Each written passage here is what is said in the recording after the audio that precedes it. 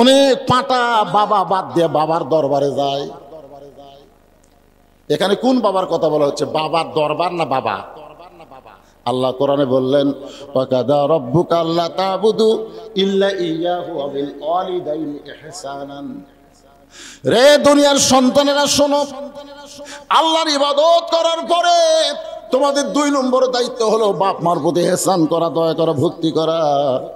কোনো বাপ মা যদি সন্তানের জন্য দোয়া করে তীর লক্ষ্য ভ্রষ্ট হতে পারে, কিন্তু বাবার দোয়া সন্তানের জন্য কোনোদিন লক্ষ্য ভ্রষ্ট হয় না। কোন সুবহানাল্লাহ। আল্লাহ দোয়া কবুল করেছে। বণিকেরা ব্যবসা করতে যায়, তৃষ্ণা লাগছে, কূপের মধ্যে পানি পান করবার গিয়ে দেখে চাঁদের বদলে একটা ছোট্ট বাচ্চাকে রশি দিয়ে কে যেন বেঁধে কুয়ার মধ্যে ফাইলা দিছে। পানি খাওয়া বাদ দিয়ে ইউসুফকে তুলে তারা বাজারে বিক্রি করতে চায়। জুলাইখা নামে একটা মহিলা তাকে কিনে লালন পালন করে। ইউসুফ নবী যখন বয়স্ক হয়ে যায়, যুবক হয়ে যায়, মিন শারিল আসওয়াসিল খান্নাস, জুলাইখার ভিতরের নফস ইউসুফকে স্বামী হিসাবে গ্রহণ করতে চায়। আজিজ মিসরের বিবি জুলাইখা ইউসুফকে যখন স্বামী হিসাবে গ্রহণ করতে চায়, ইউসুফ আপত্তি জানায়, বলে ইন্নী আখাফুল্লাহ, আমি আল্লাহকে ভয় করি, আল্লাহকে ভয় করি। তুমি যতই দরজা জানলা বন্ধ করে অকাম করতে চাও, আমি ভয় করি কাকে? প্রস্তাব দেওয়া হলো ইউসুফকে, নানা ধরনের প্রস্তাব, কিন্তু গ্রহণ করেনি। একটা কথা বলেছি, না খাফুল্লাহ, আমি আল্লাহকে ভয় করি। জুলাইখা দেখতেছে সোজা আঙ্গুলে ঘি উঠলো না, আঙ্গুল বেঁকা করা লাগবে। পালাবা কেমনে? দরজার তালা চাবি আমার হাতে। ইউসুফ বলতেছে, তোমার হাতে যতই চাবি থাক, ক্ষমতার মালিককে। দরজার দিকে যায়, চাবিগুলো খুলে যায়, তালাগুলো খুলে যায়। শেষ দরজায় ইউসুফ নবী যখন, জুলাইখা পাগলি হয়ে গেছে, এত কিছু করার পরে যখন পারতেছি না, তখন পাগলি পাগলি। মেয়ে মানুষ খুব রাগ হলে খুব পাগলি হয়, যেরকম হাসিনা বর্তমানে পাগলি হয়ে গেছে। আপনারা জানেন, এই যে 5ই আগস্টে যে আমাদের বাংলাদেশ আবার স্বাধীন হচ্ছে, 4ই আগস্টের খবর জানেন? জানেন না? হাসিনা কিন্তু ভারতক বলেছিল আগস্টের 4 তারিখে যে তোমরা বাংলাদেশ দখল করো, ঢাকা অ্যাটাক করো, আমি দেশ চাই না, আমি তোমাদের অধীনে মুখ্যমন্ত্রী হিসাবে থাকতে চাই, আর বাংলাদেশ বিনিময়ে তোমার দিবার চাই, তাও আমার ক্ষমতা দরকার। বাংলাদেশ কিন্তু হাসিনা কোনো সময় চাই না। এই রে, সব খবর আস্তে আস্তে প্রকাশ পাচ্ছে। হাসিনা কি মাল, কি মনে করতেছেন? এর পিছন দিকে এমন হিংসা জুলাইখা খপ করে ধরছে, ইউসুফ তুই পালাবি কেমনি দেখি। আচ্ছা, যার কলিজাত আল্লাহর ভয়, তার কলিজাত জামার চিন্তা হয়। ইউসুফ নবী যখন এরপরেও পালায় গেল, জুলাইখার ভয়ে পালায়নি, একটা ষড়যন্ত্র থেকে বাঁচার জন্য যখন পালায় গেছে, সঙ্গে সঙ্গে জুলাইখা রাজ দরবারে গিয়া চুল এলো মেলো করে পাগলির মতন চিৎকার করে বলতেছে, যাকে সন্তান হিসাবে লালন পালন করলাম, যাকে আদর্শ হাক দিলাম, সেই ইউসুফ আজকে সুযোগ পাইয়া আমার ইজ্জত নষ্ট করবার চাইছিল। আমি বহু চেষ্টা করে ইজ্জত বাঁচাইছি। ইউসুফ নাফরমান, ইউসুফ নাফরমান, ইউসুফের বিচার আমি আদালতে কামনা করি। সমস্ত বিচারক বললেন, জুলাইখা এমন করে আপনি কাঁদবেন না, অবশ্যই ইউসুফের বিচার হবে। জুলাইখা মুচকি মুচকি হাসি নিয়ে ঘরের মধ্যে ঢুকলো। আজিজ মিসর বলে, জুলাইখা ছোট্টবেলা থেকে ইউসুফকে লালন পালন করতেছি, ইউসুফের চরিত্র কোনোদিন এমন খারাপ হতে পারে না। বাংলার সব মানুষ জানে আল্লামা সাইদি হুজুর কোনোদিন ধর্ষণ করতে পারে না, কোনোদিন মানুষ খুন করতে পারে না, কোনোদিন যুদ্ধ অপরাধী হতে পারে না। জোরে কোন কথা ঠিক কি না? ছোট্টবেলা থেকে ইউসুফকে দেখতেছি। জুলাইখার স্বামী আজিজ মিসর বলতেছে, ইউসুফ তোমার সঙ্গে ধর্ষণের অ্যাটেন্ড করবে, এটা আমার বিশ্বাস হয় না, বরং তুমি মিথ্যা বলেছ রাজ দরবারে। জুলাইখা মুচকি মুচকি হাসের বলে, মরার স্বামী তুমি জানো না আমি হলাম হাসিনা, আর তুমি হলা ওয়াজেদ মিয়া। ওয়াজেদ মিয়া চেনেন? শেখ হাসিনার স্বামীর নাম কি? কথা কয় না, সব প্রকাশ হয়ে গেছে। জাফরুল ইসলামের কাছে যায় কান্তিছে ওয়াজেদ মিয়া, হাসিনার স্বামী ডক্টর ওয়াজেদ মিয়া। কান্তি স্যার বলতেছে, ভাই আমাকে একটা চাকরি দেন ভাই।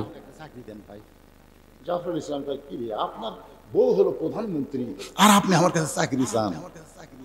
1 ঘন্টা ডক্টর ওয়াজেদ কান্দিছে, 1 ঘন্টা। এত বড় বিপদ থেকে আল্লাহ আমাদেরকে রক্ষা করেছেন। পরের দিন ইউসুফ নবীকে রাজ দরবারে হাজির করা হচ্ছে।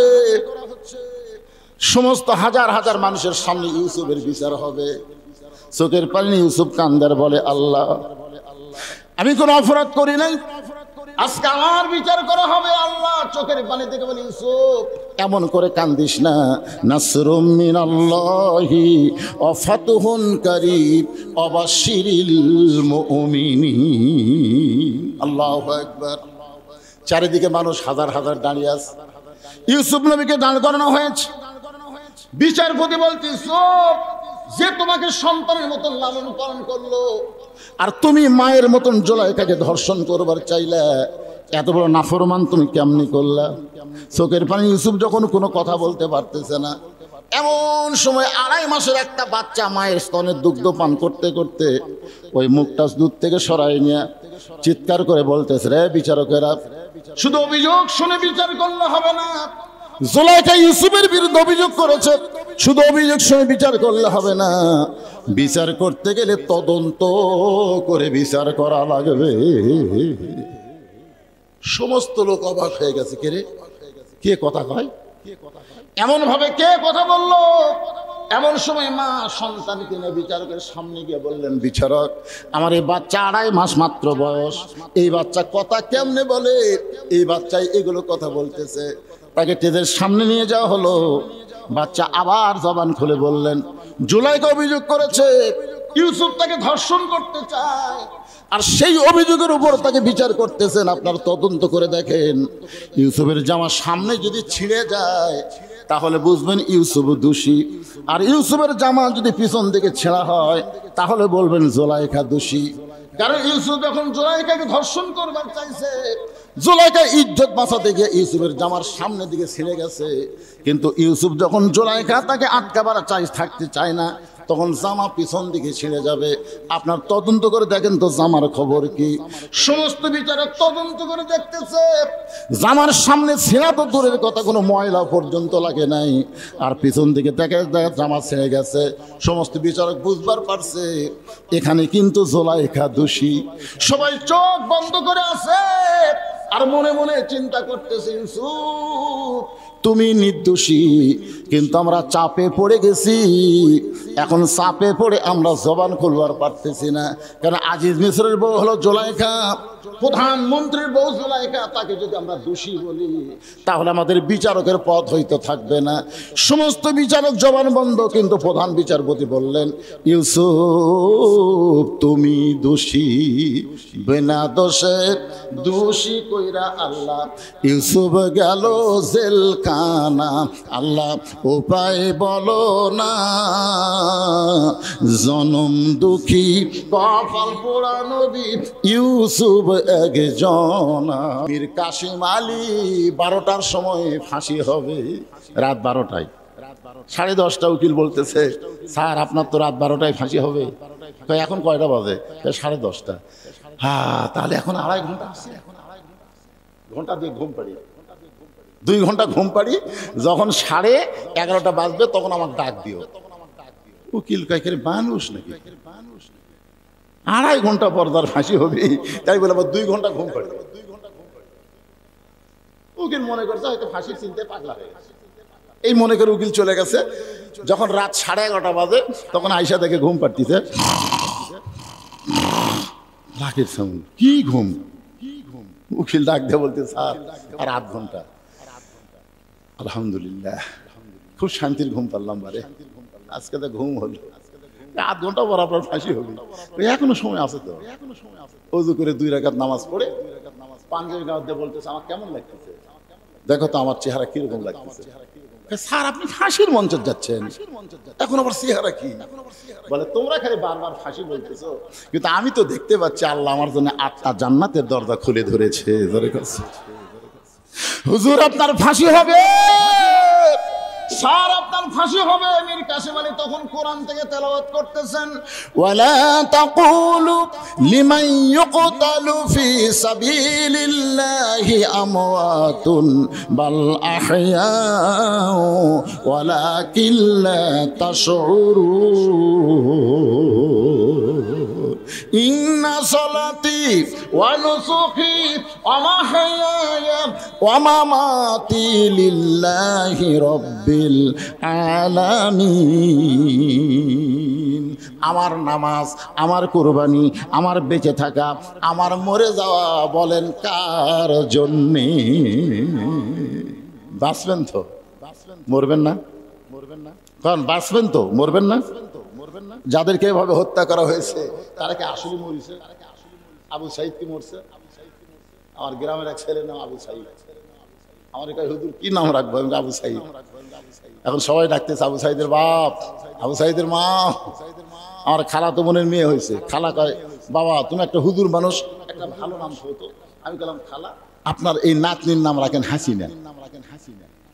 যেই খুশি হাসিনা। খালা 30 সেকেন্ড আমার সাথে কথা কয়, মোবাইল খালি ধরে আছে। আমি কই, খালা কি হলো? খালা কি? খালা কথা না। 30 সেকেন্ড পরে বলতেছে, তুই জালেম না আলেম রে? তোর কাছে একটা ভালো নাম শুনলাম আর তুই হাসিনা কোস। হাসিনা হলো একটা খুনি। আমি তখনই বুঝলাম আগামী 50 বছর বাংলাদেশের কোন মেয়ের নাম কেউ ঘৃণা করে হাসিনা থুবি না। তোর এখন কথা ঠিক কি না? হোসাইন প্রত্যেক পাড়ায় পাড়ায় আছে। এজিদ খুঁজে বার করেন তো। হাসিনা হলো এজিদ মার্কা। এরা একবার পৌঁছে গেছে ভাই, আর খুঁজে পাওয়া যাবে না। যতই চেষ্টা করেন বাংলার ক্ষমতার চেহারে আর ফিরে আসার কোন সুযোগ, আরো ধরে বলেন সুযোগ। অন্য কেউ আসতে পারে অন্য কোন নাম নিয়ে। বাজান একটু খেয়াল করবেন, ইন্না সলাতি, নামাজ নিয়ে কথা বলতেছি। ইউসুফ নবীকে জেলখানার মধ্যে বন্দি করলো। আমার আল্লাহ তাআলা সম্মান এক সময় মিশরের খাদ্যমন্ত্রী বানালো। শেষ পর্যন্ত ইউসুফ নবীকে আল্লাহ তাআলা মিশরের প্রেসিডেন্ট বানায়া দিল। খালি তোদের এই জেলখানা থেকে হাসপাতালে না গিয়ে সাইদি হুজুরকে হত্যা না করতো, আজকে হাসিনার পরে যদি আল্লামা সাইদি হুজুর বাংলাদেশে বের হতো, আয় আয় আমাকেও এরকম ক্যানভাস করা লাগতো। আমার এই তেল তেলা ওয়াজ দেখা হয়ে গেলি। সাইদি হুজুরের জন্য এমন কোন মাঠ ময়দান নাই যে ময়দানে জনগণ বসার জায়গা দিবে, দাঁড়ানোর জায়গা দিবে। ধরে কোন কথা ঠিক কিনা? কোরআনের বিজয় অতি শীঘ্রই হতো যদি আল্লাহর ওলি জীবিত অবস্থায় বাংলায় আসতো। জোরে কোন কথা ঠিক কিনা?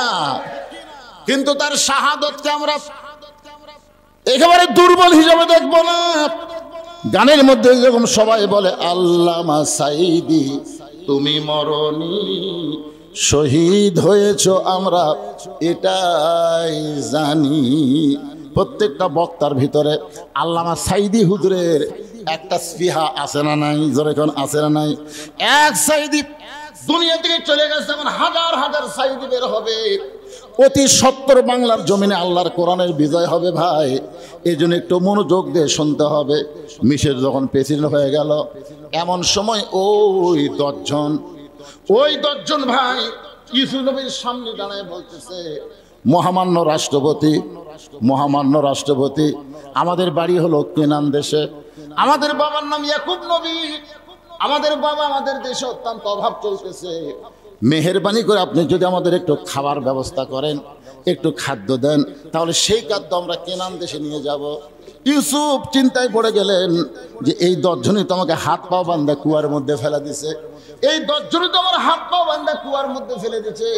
আজকে যখন ক্ষমতার চেয়ার পাইছি, আজকে এদেরকে সাইজ করা লাগবে। এই কথা যখন মনের মধ্যে চলে আইছে, আজকে ক্ষমতার চেয়ার হলো আমার কাছে, আর এরাই 10 জন আমাকে হাত পা বান্ধা কুয়ার মধ্যে ফেলে দিছে।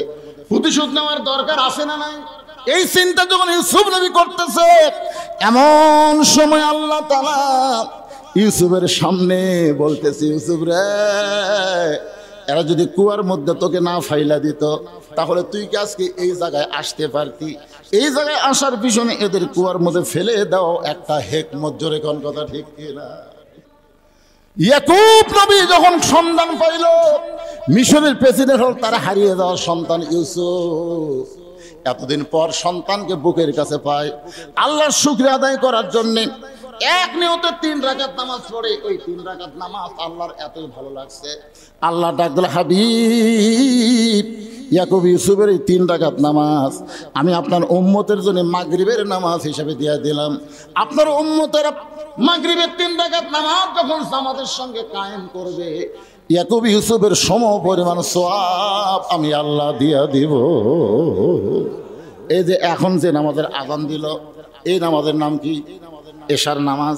2 ওয়াক্ত নামাজ যদি আপনি জামাতে না পড়েন, 2 ওয়াক্ত নামাজ যদি আপনি জামাতে না পড়েন, একটা হলো ফজর, একটা হলো এশা, তাহলে আল্লাহ আপনাকে আস্তে আস্তে মুনাফিকের মধ্যে নাম লিখবে। এজন্য ফজর এশা এই 2 ওয়াক্ত জামাত কিন্তু মিস করা যাবে। এই যে চতুর্থ আসমানে ঈসা নবীকে আল্লাহ যখন নিয়ে গেল, ঈসা বলতেছে আল্লাহ, দুনিয়াতে মানুষ যায় মরার জন্য, কিন্তু আমার যে মৃত্যু হলো না, আমি কি মরবো না?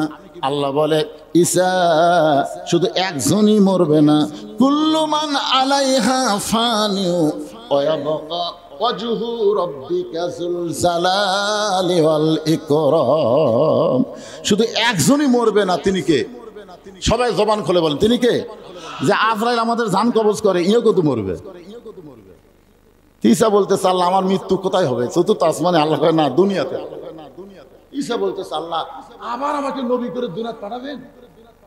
আল্লাহ কয় না ঈসা, তোমাকে নবী করে পাঠানো হয়েছিল, তোমাকে যেভাবে বাড়ি ঘেরাও করছে, বাড়ি ঘেরাও করার কারণে তুমি কি করতেছে? আল্লাহ আল্লাহ আল্লাহ, ইহুদিরা আমাকে মারার জন্য বাড়ি ঘেরাও করছে। আল্লাহ আল্লাহ আল্লাহ। আল্লাহ কয় অত কান্দিস করে, বাঁচার জন্য তুই অত কান্দিস করে? তো ঘরের ছাদ ফাঁকা করে আমি তোকে আসমানে নিয়ে আসবো। শোনেন, আমাদের নবীকে যখন বাড়ি ঘেরাও করলো মক্কার কাফেররা, নবী একটা বড় বলে না আল্লাহ ওরা আমাকে মারার জন্য বাড়ি ঘেরাও করেছে, আমাকে বাঁচাও। এ কথা নবী একবারও বলেনি, কারণ নবী জানে আল্লাহ আমার সাথে, আমি আল্লাহর কাছে। জোরে কোন কথা ঠিক কি না? আল্লাহ বলে দিলেন, নবী একটাবার বলেন না এদের দাও কুড়ালে আপনাকে মারার জন্য বাড়ির চারিধার ঘেরাও করে আছে, আপনি কিছুই বলেন না। নবী বলতেছে আল্লাহ আপনি যা চাবেন আমার চাও তাই, আমার জীবন আমার মৃত্যু কার জন্য? আল্লাহ বললেন ঠিক আছে, আপনাকে আমি আসমানে আনতেছি না, আপনাকে আমি এখান থেকে মদিনাত পাঠাচ্ছি। সুবহানাল্লাহ। ঈসা নবীকে নিয়ে গেছে কুটি চতুর্থ আসমানে, আর নবী পাঠালো মদিনা। কি জন্য পাঠালো? কারণ নামাজ কায়েম করা লাগবে। মক্কাত নামাজ পাচ্ছে, নামাজ শুধু পড়লে হবে না, নামাজকে কায়েম করবার গেলে আমাদের নবীকে আসমানে না নিয়ে মদিনায় পাঠায় দিলেন। আসমানের চাইতো মদিনার দাম আল্লাহর কাছে অনেক বেশি। জোরে কোন কথা ঠিক কি না? ঈসা বলতেছে আল্লাহ তাহলে আবার দুনিয়াতে আমি যাব কি হয়ে? আল্লাহ বললেন নবী করে তোমাকে আর দুনিয়াতে প্রেরণ করা হবে না, বিশ্ব নবীর উম্মত করে তোমাকে প্রেরণ করা হবে। যে বলেছে বিশ্ব নবীর উম্মত, সঙ্গে সঙ্গে ঈসা নবী এক নিয়তে 4 রাকাত নামাজ পড়ছে।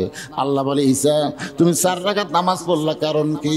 বলে আল্লাহ নবী হয়ে আমি খুশি হবার পারিনি, কিন্তু বিশ্ব নবীর উম্মত হতে আমি এত খুশি, শুকরাতান 4 রাকাত নামাজ আদায় করেছি।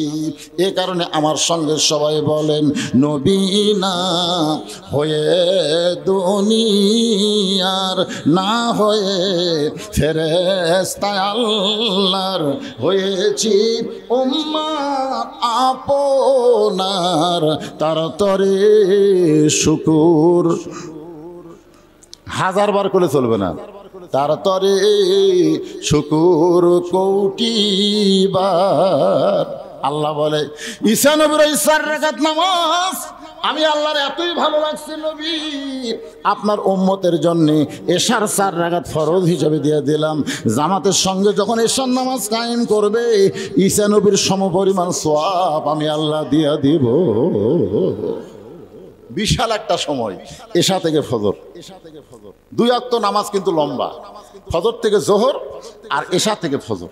আর এই 3 ওয়াক্ত দেখেন আসর মাগরিব এশা লাগালাগি, একটা নামাজ শেষ না হতে আর একটা। দেখেন ওয়াজ শুরু করতে মাগরিব পড়ে কেবল ওয়াজ শুরু করতে এশা, তার মানে কি 3 ওয়াক্ত খালি তাড়াতাড়ি ঠিক না, আসর মাগরিব এশা, একটা শেষ না হতে আর একটা। কিন্তু এশা থেকে ফজর, ফজর থেকে জোহর এ লম্বা হওয়ার পিছনে কারণ কি? আল্লাহ বলেন হাবিব কারণ হলো ফজর থেকে জোহর লম্বা সময় দিয়েছি, এই লম্বা সময়ের মধ্যে আপনার উম্মতেরা কাজ কাম করবে, খেতে খামারে কৃষি কাজ করবে, ব্যবসা বাণিজ্য করবে, চাকরি বাকরি করবে, কুলি মজুরি করবে। এই লম্বা সময় এরা কাজ কাম করে দেহের যে ক্ষয় হবে, এশা থেকে ফজর আমি আল্লাহ লম্বা সময় দিলাম। এই সময়ের মধ্যে এরা ঘুম পারবে, দিনের বেলা যে ক্ষয় হয়েছে রাতের বেলা ঘুমের মাধ্যমে আমি আল্লাহ সেই ক্ষয়টা আবার পুরা করে দেবো। জোরে করে সুবহানাল্লাহ। এখন চিন্তা করে দেখেন এশা থেকে ফজর এই সময়টা আমাদের কাছে কি সময়?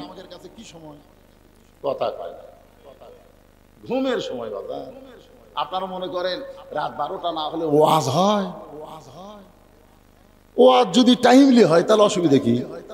অনেক বক্তা আছে এখন 40 মিনিট 1 ঘন্টা ওয়াজ করতেছে। আমি যদি মাগরিবের পরে এসা পর্যন্ত 1.5-2 ঘন্টা ওয়াজ করি তো সমস্যা কোন জায়গায়? কোনো সমস্যা আছে? আজকের ওয়াজের পরে আপনার ডাঁটে এশার নামাজ পড়ে ডাঁটে একটা ঘুম দেবেন, ফজর নামাজ পড়তে কোনো ক্লান্তি মনে হবে না। জোরে কোন কথা ঠিক না?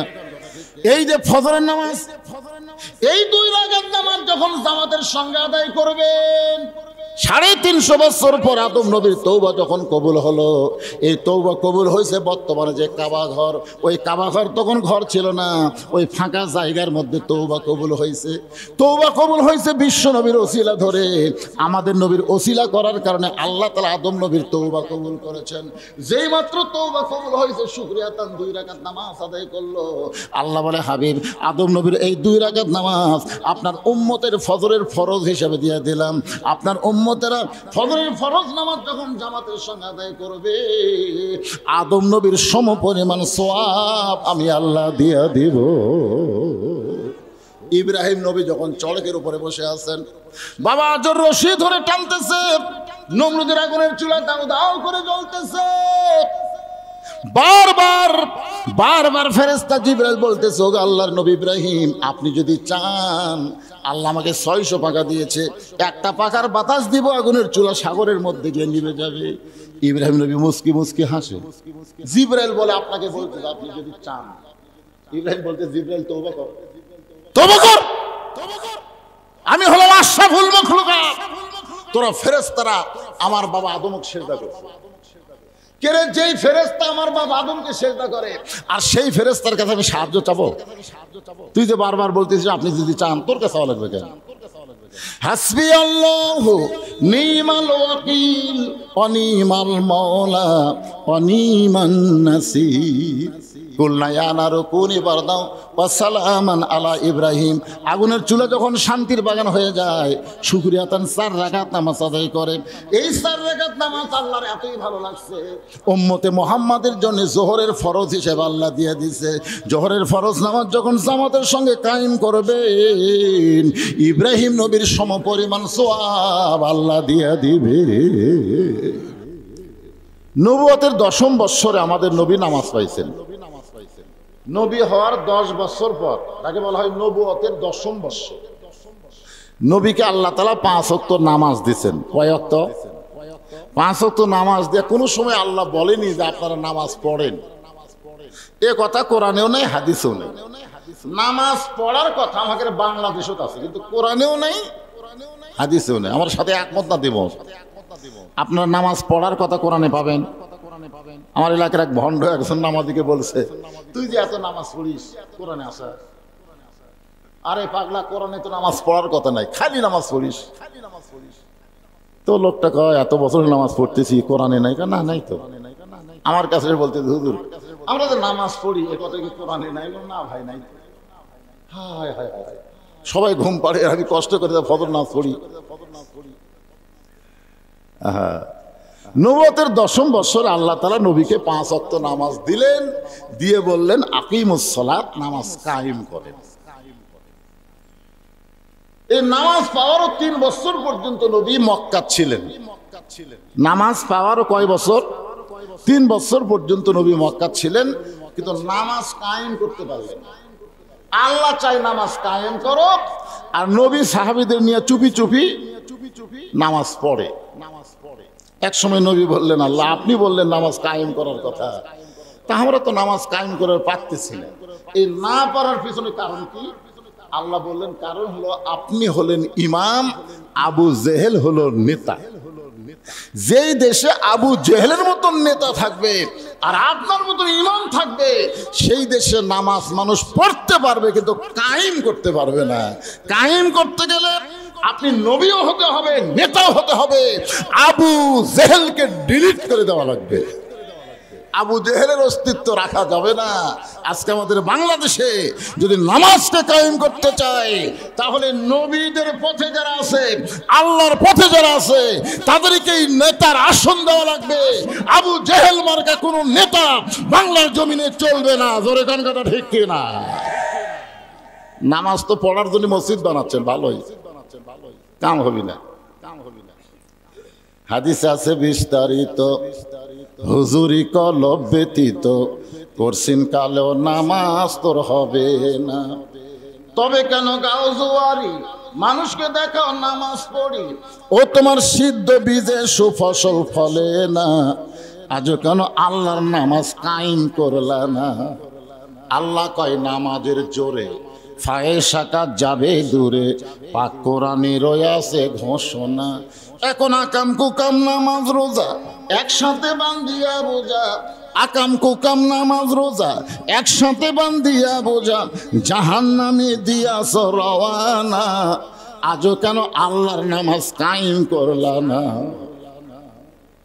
এই নৌকার মাঝি হিসাবে একটা দরবেশ বাবা ধরা পড়ছে। দরবেশ বাবা দেখছেন, আগে হিয়া দাড়ি ছিল, শালা ৩৬,০০০ কোটি টাকা মারিছে, মারার পরে পলাবার যায় ধরা পড়ছে, দাড়ি নাই, দাড়ি কামাছে, মাথার কলব দিছে। ওই কিন্তু ১ নম্বর নামাজি, কিন্তু কায়েমের মধ্যে নাই, পড়ার মধ্যে আছে।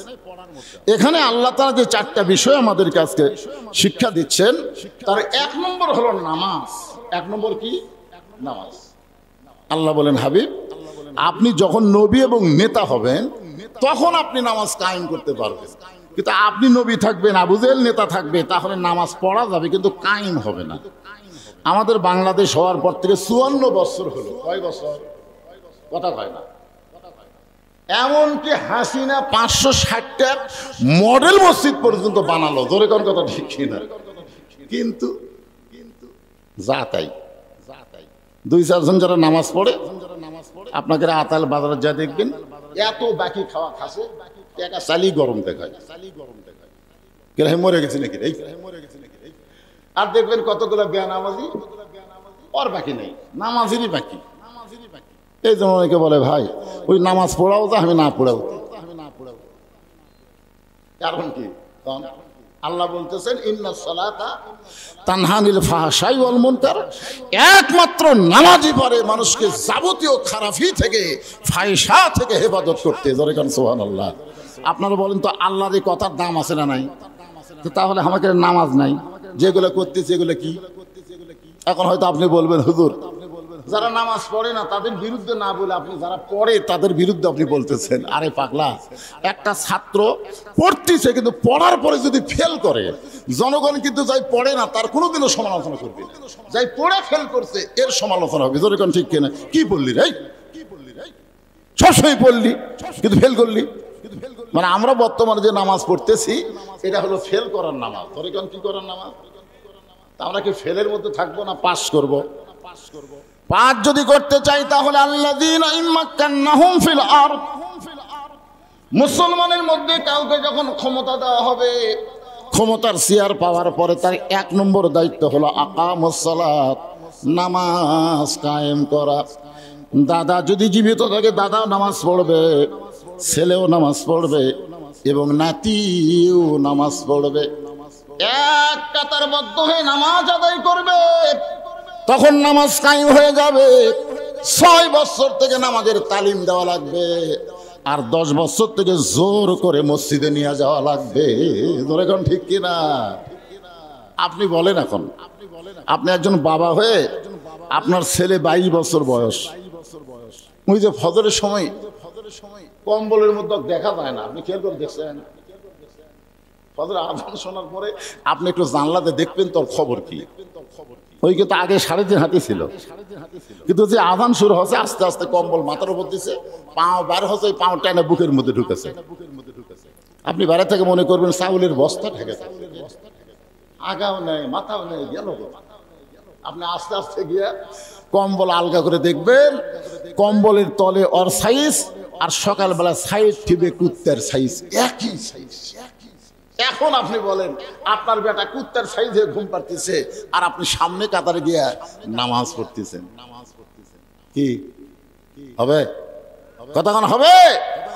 তাহলে আপনি বাবা হয়েও পারতেছেন না। এইটা পারবে ইসলামী সরকার যখন কোরআন মোতাবেক বাংলাদেশ চলবে। জোরেখন কথা ঠিক না? নামাজ পড়বো না তোর বাপ পড়বি, তোর বাপও পড়বি নামাজ।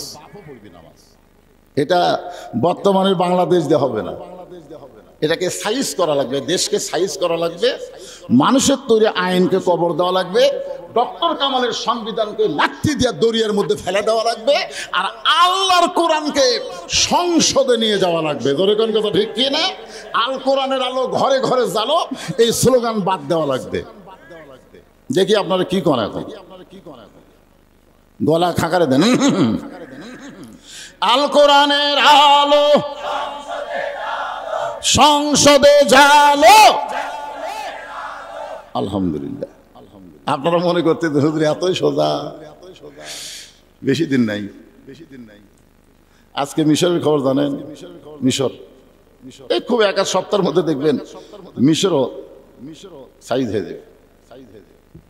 সিরিয়া কিন্তু হয়ে গেছে, বাংলাদেশের হাসিনা ফল আছে, মিশরও সাইডে আসতেছে।